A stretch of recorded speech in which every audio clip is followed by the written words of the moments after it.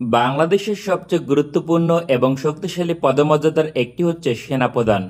তবে অবসরে গেলে তাদের অবস্থান সম্পর্কে জানার সুযোগ সীমিত।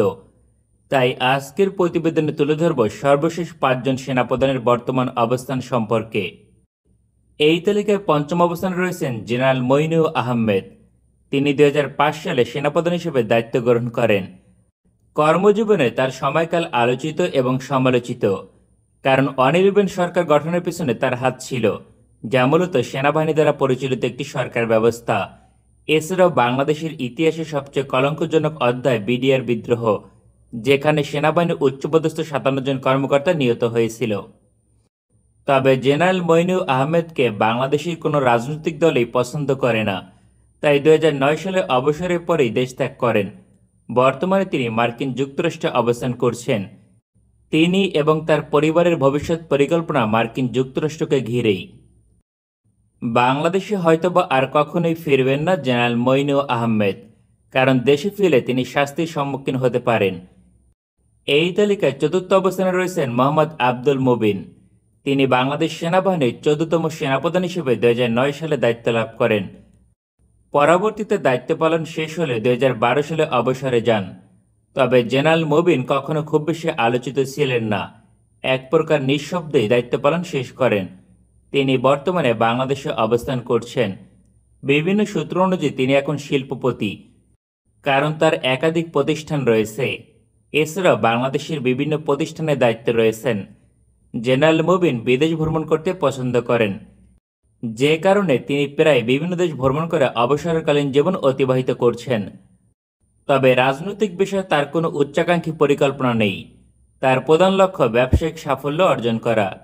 সূত্র অনুযায়ী তৎকালীন সেনাপ্রধান হবার তকমা ব্যবহার করে তিনি ব্যবসায়িক সুবিধা নিয়ে থাকেন।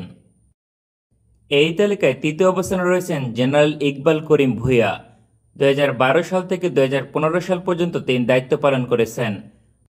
বাংলাদেশের ইতিহাসে অন্যতম সফল সেনাপ্রধান হিসেবে তাকে মনে করা হয়। বর্তমানে তিনি বাংলাদেশে অবস্থান করছেন। বিভিন্ন সেক্টরের সঙ্গে তিনি জড়িত থাকলেও আলোচিত নয়। তবে আগামী জাতীয় নির্বাচনে তাকে দেখা যাওয়ার সম্ভাবনা রয়েছে। বিভিন্ন সূত্র অনুযায়ী তিনি রাজনীতি শুরু করবেন খুব শীঘ্রই। তার জন্মস্থান কুমিল্লার সমাজসেবায় নিয়োজিত জেনারেল ইকবাল করিম ভূঁইয়া, যা প্রমাণ করে তিনি অবশ্যই জাতীয় রাজনীতি শুরু করবেন। তবে ক্ষমতাসীন দল 2022 সালে তাকে রাজনীতির সঙ্গে যুক্ত করতে প্রস্তাব দিয়েছিল, তবে কোনো এক অজানা কারণে তিনি সেই প্রস্তাব ফিরিয়ে দেন। সম্ভবত জেনারেল ইকবাল করিম ভূঁইয়া নিজস্ব রাজনৈতিক দল নিয়ে যাত্রা শুরু করবেন। বাংলাদেশের 15তম সেনাপ্রধান হিসেবে জেনারেল ইকবাল করিম ভূঁইয়া বেশ আলোচিত একটি নাম। ভবিষ্যতে রাজনীতি শুরু করলে কতটা সফল হবেন তা বলা কঠিন, তবে রাজনৈতিক দলগুলোর নিকট তার গ্রহণযোগ্যতা রয়েছে। এই তালিকায় দ্বিতীয় অবস্থানে রয়েছেন আবুল বেলাল মোহাম্মদ শফিউল হক। তিনি 2015 থেকে 2018 সাল পর্যন্ত সেনাপ্রধান হিসেবে দায়িত্ব পালন করেছেন। অবসরের পর তিনি বিভিন্ন প্রতিষ্ঠানের সঙ্গে যুক্ত, বিশেষ করে বাংলাদেশের বিভিন্ন শিক্ষা প্রতিষ্ঠানের সঙ্গে তার নাম রয়েছে। সেনাপ্রধান হবার পর তাকে কাছে টানার চেষ্টা করে ক্ষমতাসীন দল, যার ফল পায় সেনাপ্রধান শফিউল হকের ছোট ভাই আনিসুল হক। বাংলাদেশের ইতিহাসে অন্যতম সফল মেয়র ছিলেন আনিসুল হক। তবে জেনারেল শফিউল হক এখন রাজনীতির সঙ্গে যুক্ত হতে পারেন। তার জন্মস্থান নোয়াখালীতে তিনি জনপ্রিয়তা বৃদ্ধির জন্য কাজ করে যাচ্ছেন। তিনি নিঃসন্দেহে ক্ষমতাসীন রাজনৈতিক দলের হয়ে জাতীয় নির্বাচনে অংশগ্রহণ করবেন, কারণ তার ভাই ক্ষমতাসীন দলের হয়ে রাজনীতি করেছেন।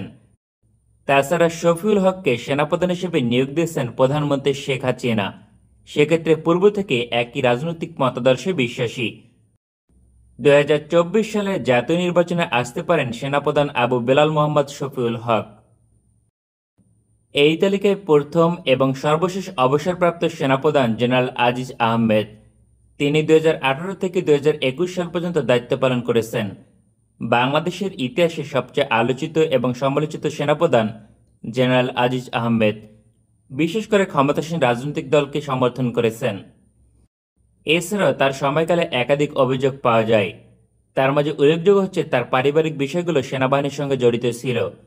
তবে জেনারেল আজিজ আহমেদ প্রচুর পরিমাণে সমরাস্ত্র কিনেছে, যা বাংলাদেশ সেনাবাহিনীর সক্ষমতাকে শক্তিশালী করেছে। বর্তমানে জেনারেল আজিজ আহমেদ বাংলাদেশে অবস্থান করছেন, তবে তার বিদেশ ভ্রমণ করার উচ্চাকাঙ্ক্ষী মনোভাব রয়েছে। ইতিমধ্যে ইউরোপীয় বিভিন্ন দেশ ভ্রমণ করেছেন, তবে আগামী দিনে জাতীয় নির্বাচনে অংশগ্রহণ করার সম্ভাবনা প্রবল। এই বিষয়ে তিনি ইঙ্গিত দিয়েছেন 2024 সালে জাতীয় নির্বাচনে আসতে পারেন, অবশ্যই ক্ষমতাসীন রাজনৈতিক দলের হয়ে নির্বাচন করবেন। বাংলাদেশের সর্বশেষ 5 জন সেনাপ্রধানের মাঝে সকলেই আর্থিকভাবে শক্তিশালী, তবে জেনারেল মঈনুল আহমেদ আর্থিকভাবে ততটা শক্তিশালী নয়, কারণ অবসরের পরে দেশ ছাড়তে হয়েছে, ফলে নিজের অবস্থানকে কাজে লাগাতে পারেনি। তবে অধিকাংশ ক্ষেত্রে লক্ষণীয় হচ্ছে অবসরপ্রাপ্ত সকল সেনাপ্রধানই কম বেশি রাজনীতির সঙ্গে যুক্ত। তার কারণ সেনাপ্রধান হবার পূর্বেই রাজনৈতিক দলের আস্থাভাজন ছিলেন, যে কারণে তাকে ওই সময় ক্ষমতাসীন দল সেনাপ্রধান বানিয়েছিল। আমাদের ভিডিওটি পছন্দ হলে আমাদের সমর্থন করতে সঙ্গে থাকুন। ভালো থাকবেন সবাই, দেখা হবে পরবর্তী কোনো ভিডিওতে।